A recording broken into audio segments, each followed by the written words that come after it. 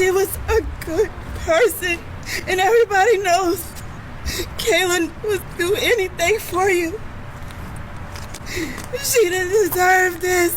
Breaking news just into our newsroom this morning. We've learned police have made an arrest in connection to the murders of a Charlotte mother and her 2 young children. Markayla Johnson and her 2 children were reported missing. Their human remains were found inside of their apartment on Friday. In March 2024, when police finally broke down the door of an apartment in Charlotte, North Carolina, they discovered something that would haunt even the most seasoned detectives. Inside a plastic storage container in the bedroom closet, surrounded by air fresheners and candles, lay the body of 22-year-old Markayla Johnson. But the horror didn't end there.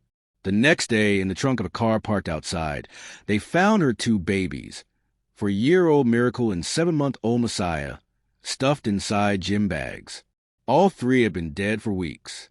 Before we go any further, if you're new to Mistura Crimes, please hit that like button, drop a comment below, share this video, and don't forget to subscribe and click that bell icon so you never miss a case. We're a community that seeks justice for victims whose stories need to be told. Now, let me take you back to where this nightmare really began. Markayla was just trying to build a better life. In late 2023, she packed up her 2 kids and left Myrtle Beach, South Carolina, moving to Charlotte to be with her boyfriend, Benjamin Taylor. He was 34 years old, not the father of her children, but Markayla believed in love. She believed in second chances. What she didn't know was that Benjamin had a past, a dark one filled with violence, weapons charges, drug convictions, and even assaults on police officers going back to 2007. January 20th, 2024. That was the last time Markayla's family heard her voice. Can you imagine that? Your daughter, your sister, just goes silent. No calls, no texts, nothing. Days turned into weeks. Her phone was turned off on March 3rd, right around the apartment where she lived with Benjamin. It never came back on. By early March, Markayla's family knew something was terribly wrong. On March 3rd, they filed a missing persons report. 2 days later, on March 5th, police and family members showed up at the apartment on Orchard Trace Lane for a welfare check.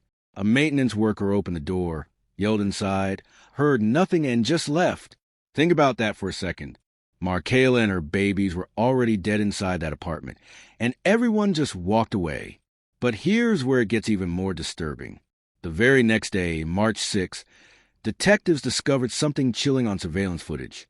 Benjamin Taylor had fled North Carolina on a passenger bus. He ran.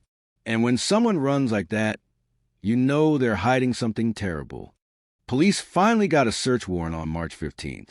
When they entered that apartment, the smell must have been overwhelming despite all those air fresheners. The AC was cranked down to 62 degrees. Fans were blowing everywhere. Someone had tried desperately to mask what was inside that closet.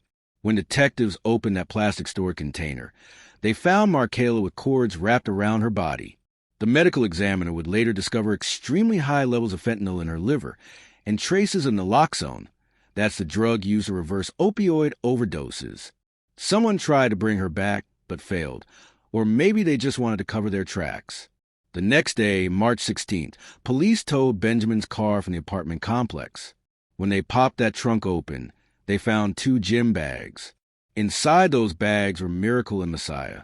Let me tell you what those babies went through, and I'm warning you, this is going to be hard to hear.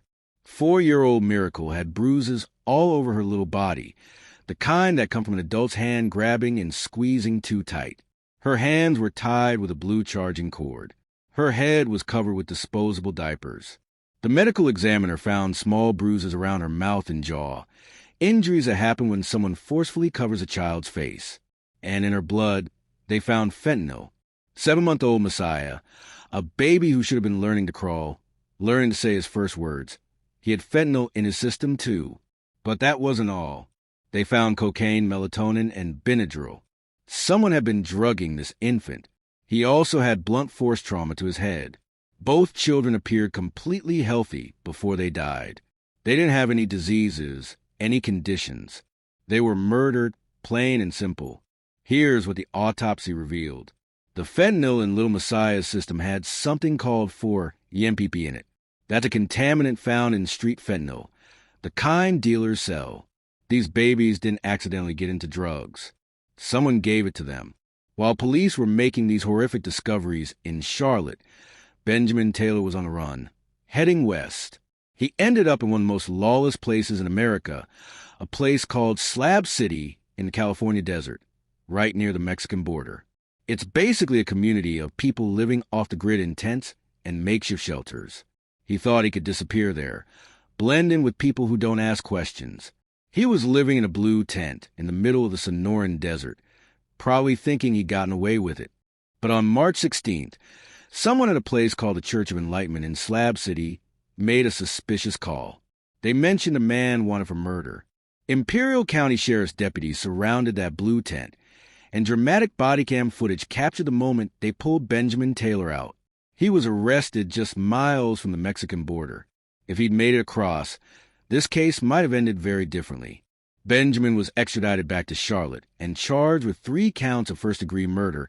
Tonight, Taylor is back in North Carolina in the Mecklenburg County Jail. He's charged with 3 counts of murder and failure to report a death.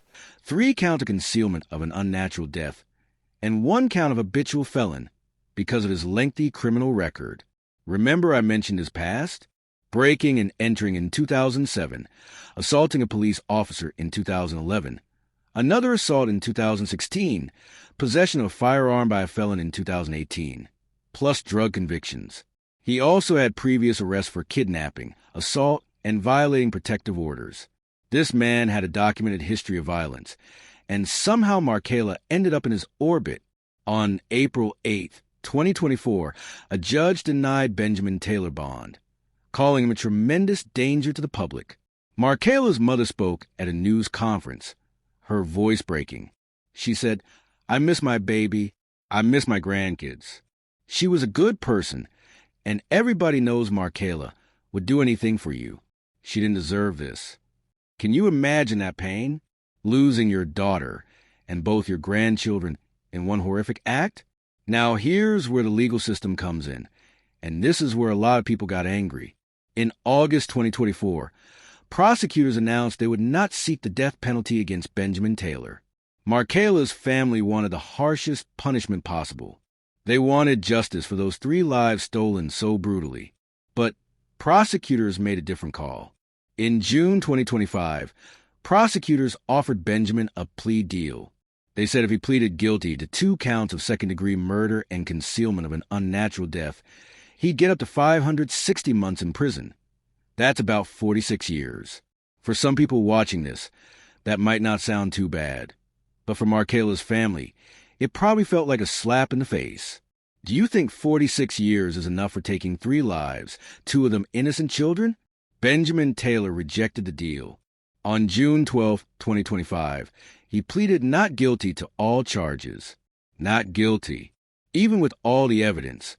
The bodies found in his apartment and his car, his flight across the country. He stood in that courtroom and said he didn't do it.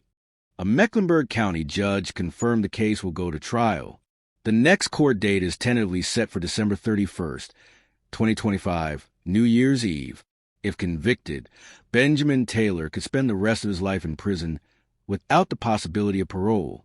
But until that trial happens, until a jury hears all the evidence and makes their decision, there are questions that haunt everyone who's followed this case.